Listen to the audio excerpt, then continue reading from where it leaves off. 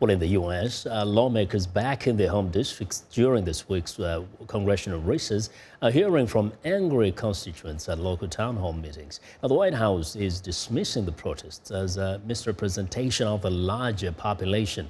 VOA's Jesusemen has our report. At town hall meetings across the country, U.S. residents are sounding off. Barely 1 month into President Donald Trump's administration, members of his party have returned to their home districts to crowds of concerned and, at times, furious voters, pressing for explanations to the president's policies.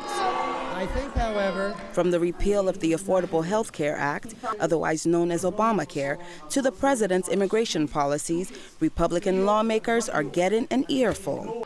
Wednesday in Louisiana, a fiery audience booed and shouted down Senator Bill Cassidy for trying to defend the Trump administration. I'm so amazed that folks in this room have so much confidence in the federal government when Donald Trump was president. The White House is on the defense, questioning just how real the voter concern is. I think some people are clearly upset, but there is a bit of professional protester manufactured base in there.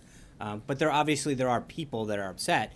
But I also think that when you look at some of these districts and some of these things, it is not a representation of a member's district or an incident. It is a loud group, small group of people disrupting something in many cases for media attention. President Trump also dismissed the protests, saying via Twitter, the so-called angry crowds in home districts of some Republicans are actually, in numerous cases, planned by liberal activists. Sad. That's not true, sir. Some Republicans are staying away from in-person town hall meetings, instead holding telephone conference calls in hopes of avoiding passionate crowds like this.